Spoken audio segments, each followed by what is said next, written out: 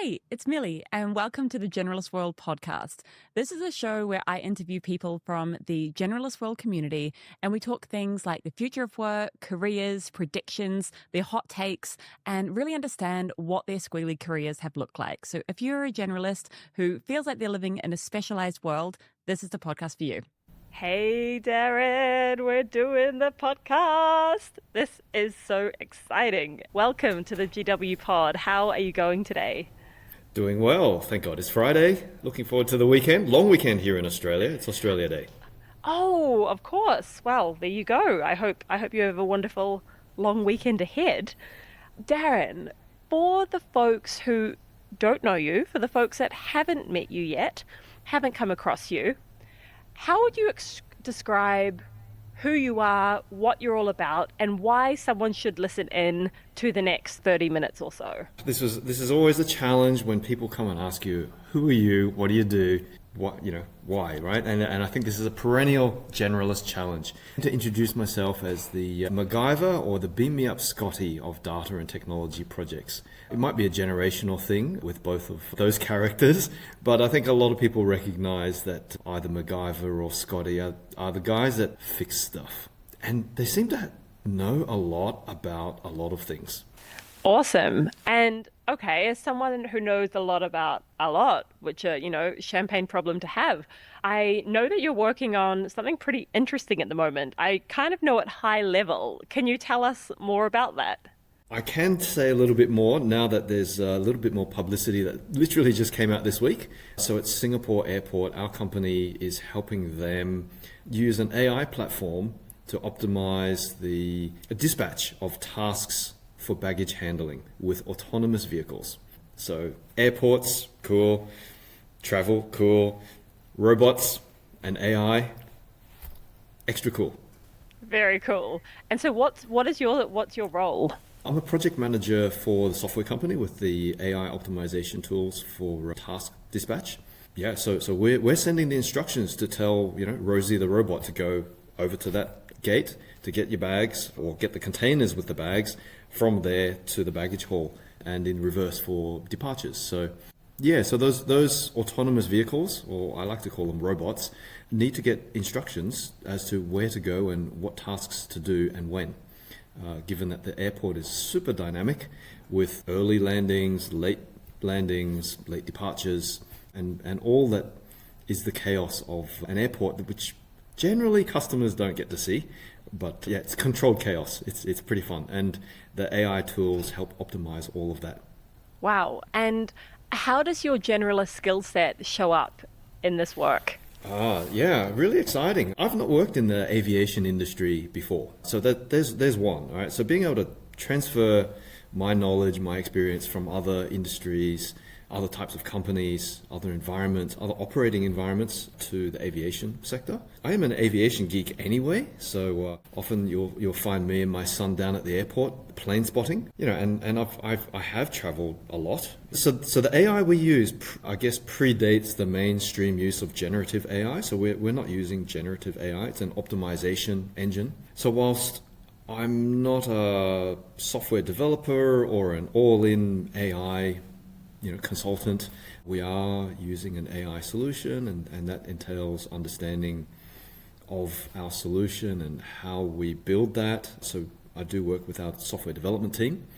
So again, skill stacking, I guess, has been quite important throughout the career, and all of it comes together nicely. So there's software, there's AI, there's project management, there's extensive stakeholder management because there are many parties involved.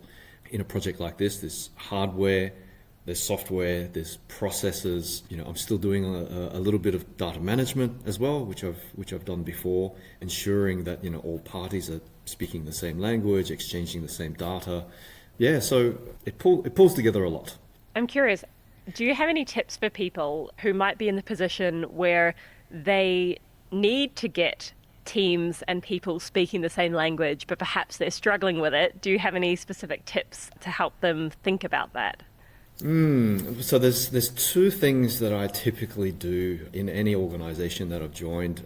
I somehow land with the job of maintaining the company's glossary. 3-letter acronyms and more letters, any phrases, or even with Generalist World, you're familiar with my list of definitions that I have on LinkedIn.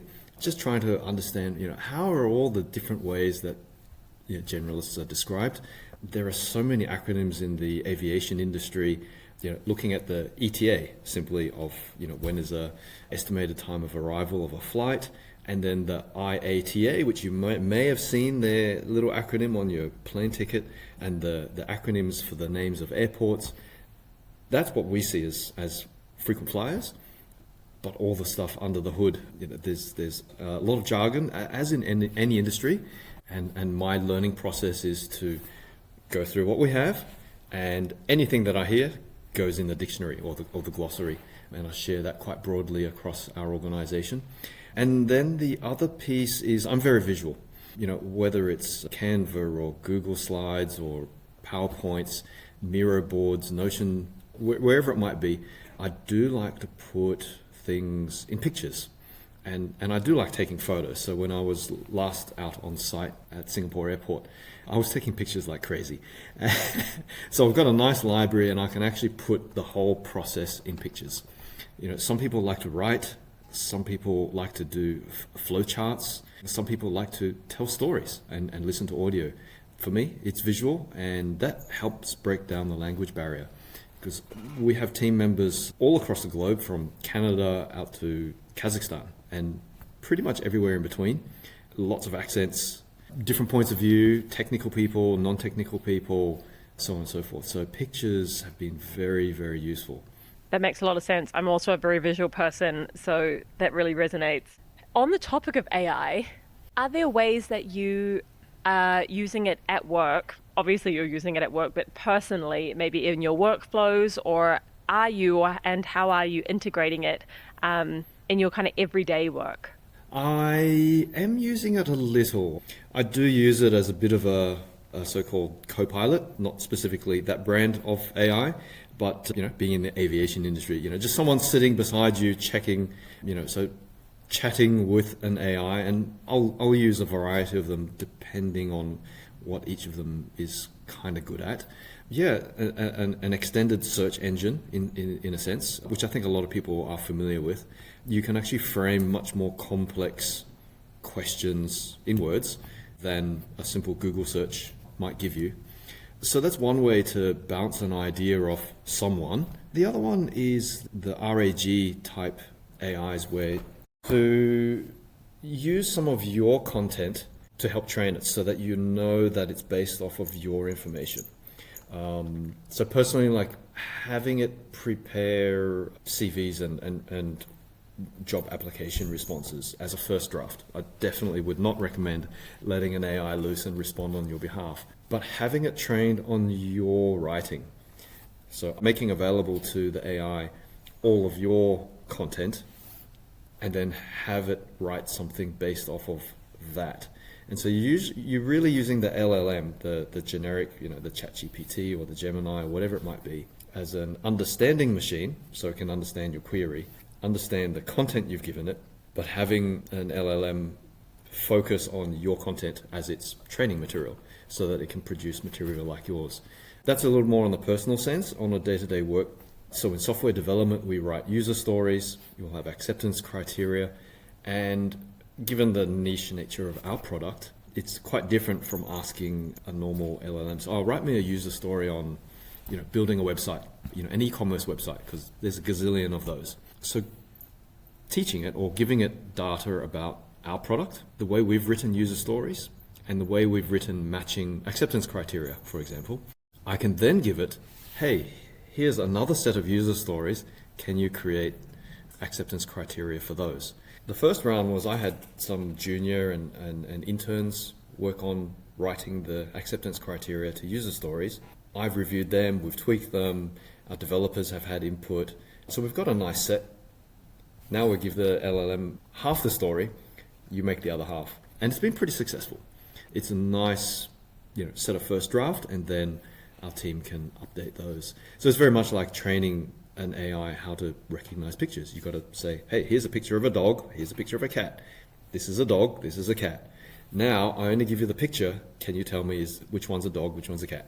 It's really wild, even in the last like 6 months, how much it feels like AI has come along. Like, particularly on, I've been using Claude a lot this week, and now you can start to see it come into your browser and click around, and it's like, oh my gosh, I can't even imagine where this is going to be, particularly to do things like documentation and data processing. It's like, it just is mind blowing. Yeah, what like even coding, for example. Like I'm not a software developer, but I have developed software before. I manage teams that do software development. But I've done a couple of small projects of my own in the past couple of years, and it's just amazing what it can do. And I mean, you've experienced that as well, right? Being able to build something from scratch without touching a line of code yourself. As a non-technical person, yeah, it's wild.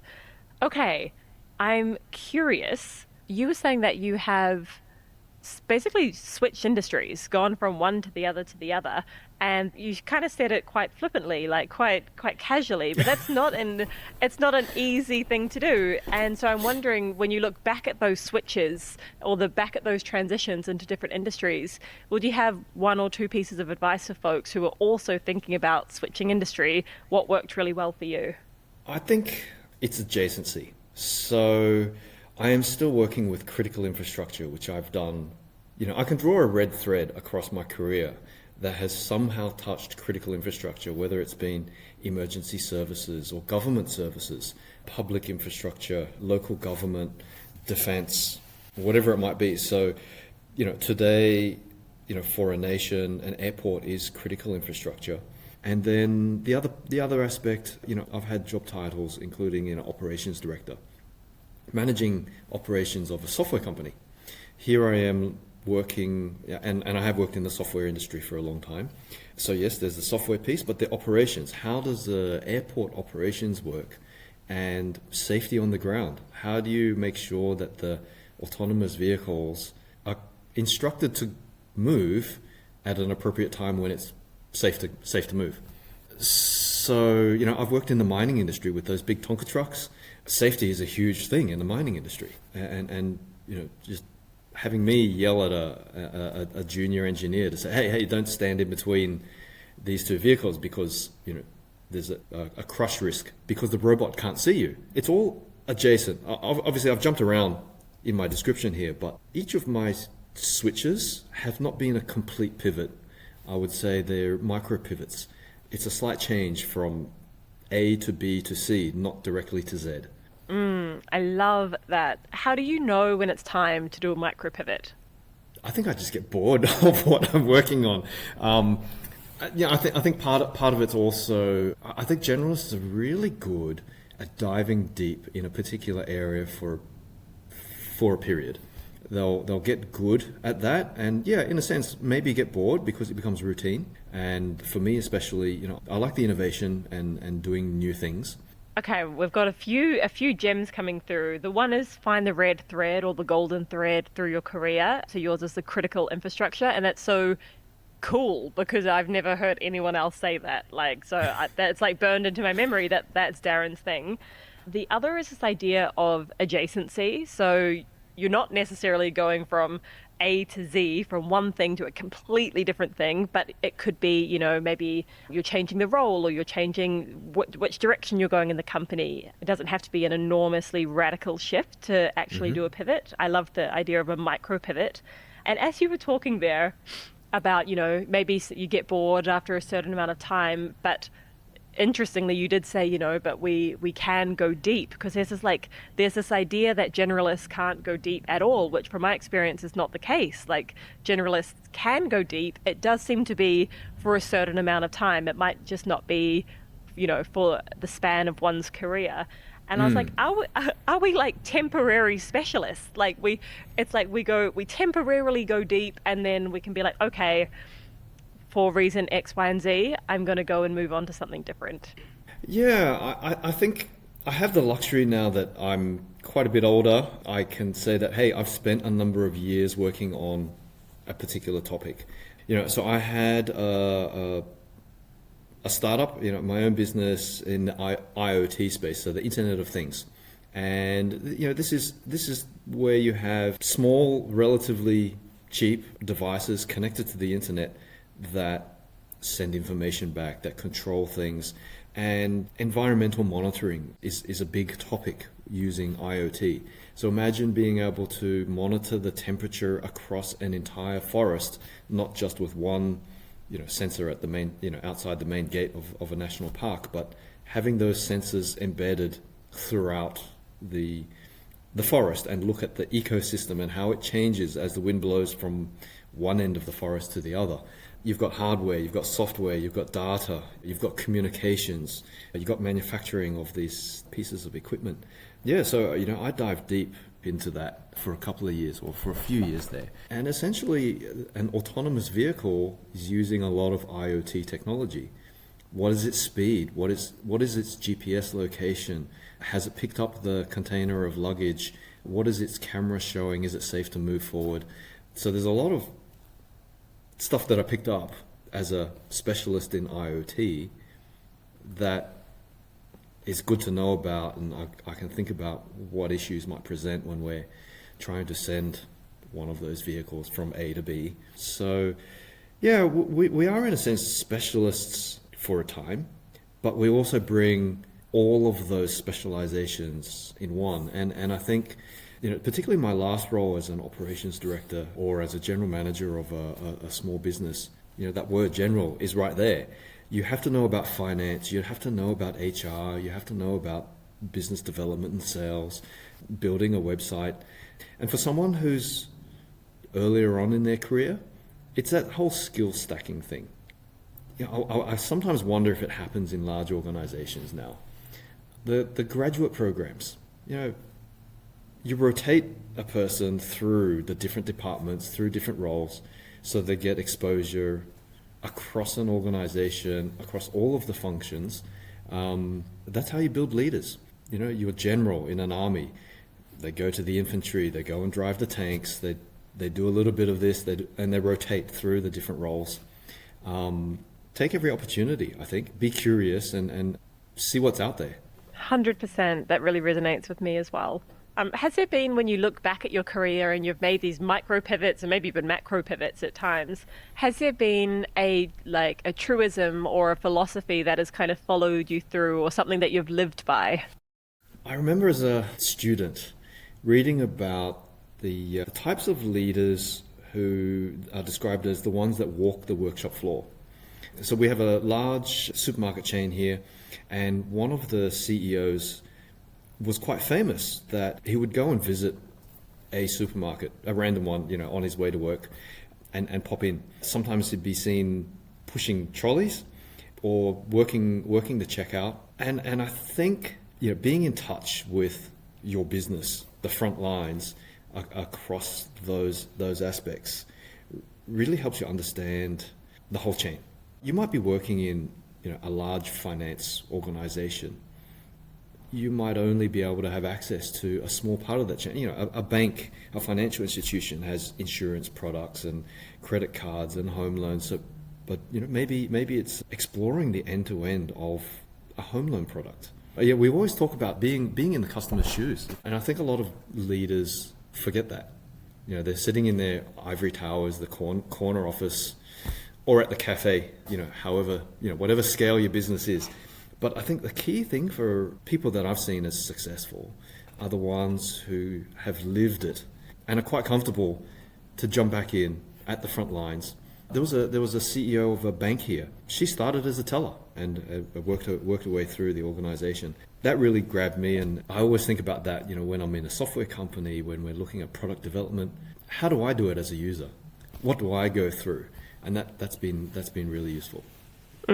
Such a helpful reminder. I think it's really easy the longer you do something, the easier it is to kind of drift away from that, what was probably the original mission. I think in your case, right, you're about to review 1,200 applications to join Generalist World. What is the experience of someone going like, I'm not sure, this sounds really cool, I'm ready to stump up some money. What is the customer journey? And I think you and I haven't actually been through that customer journey as customers, because obviously this is your thing. But what's really cool is you work with other members and understand their journey through the process, and you have different team members go like, can you run through this flow and does it work? And I think that's really important, because if we lose touch of that, yeah, of course people aren't going to sign up or buy your product.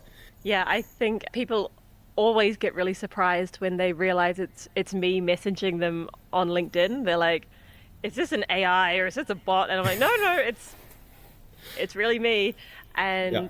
I guess that's the equivalent of going and walking through the aisles at the supermarket, where it's like, actually, I could, in theory, outsource that, of course, but particularly because we are a community product, I'm not ready to. It's so important that I'm Yeah. speaking with the people and they're speaking with me and we get to know each other. And I'm like, okay, I can hand on heart say this is a good fit for you, so come on in. And yeah, I mean, it's one of my favorite parts of my job as well, because we get to see, okay, who are these people who are interested and who might need this? Let me like have that proper touch point with them. So yeah, I think it's a really important point. Speaking of GW, you are our Sydney lead. I believe you hosted an event On Monday.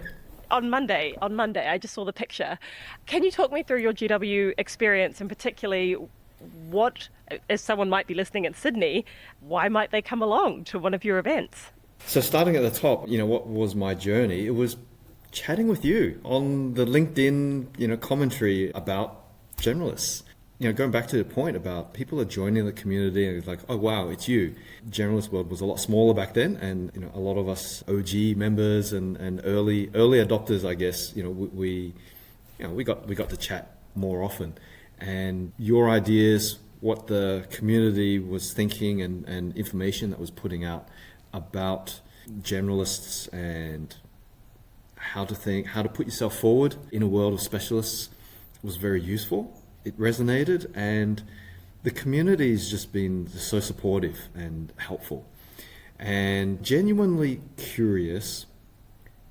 And out of the community, there's always at least a handful of people who have lived experience of whatever challenge that you might be facing or something similar.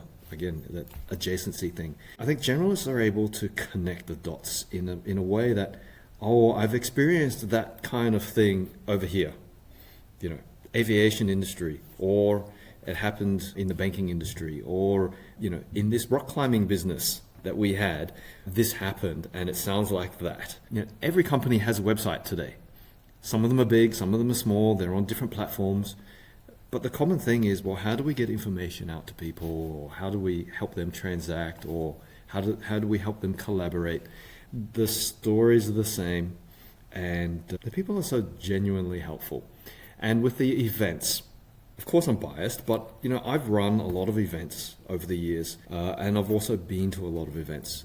Industry events vary in a sense that you'll have a couple of different kinds. There'll be the industry events that, hey, our industry is fantastic, and everyone's talking shop, but you're all in the same industry. So in a way, that kind of gets a little bit boring.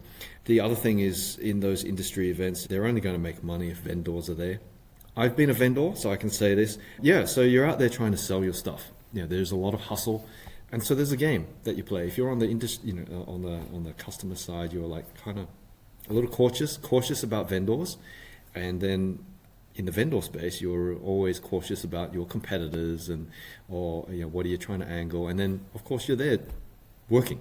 You're trying to do the hustle.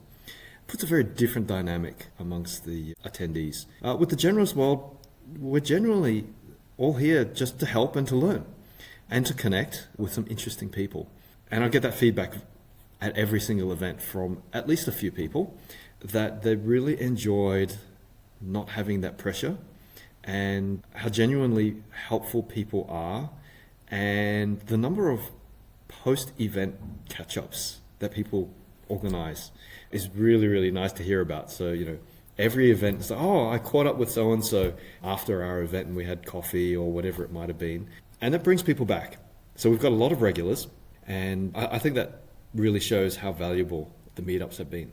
I'm happy to have been facilitating that. We're so grateful to have you facilitating. You've been really the rock flying that Sydney flag. And yeah, it is so fantastic to hear. It's like collisions. It's like you create this space and you don't really know exactly what people are going to be talking about or what will come from it, but you know that some things will come from it, and it's just creating a space for people to collide. And I think you can really measure the success by how many people are meeting up after again. It's like, that's how you know you're really onto something. Yeah, absolutely. Not waiting for the next event for me to organize. Yeah, totally. Darren, this has been fantastic. There's so many golden nuggets in here.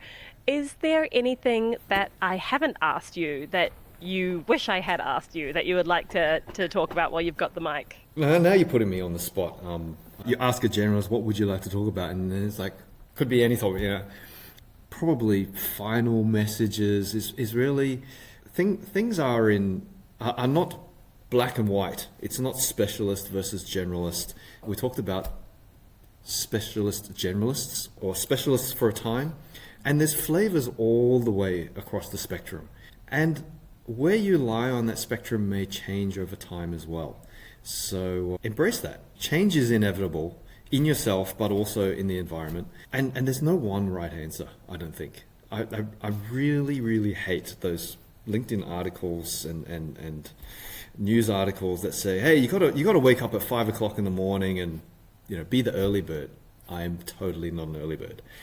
I am a lark. I do work well late into the evening.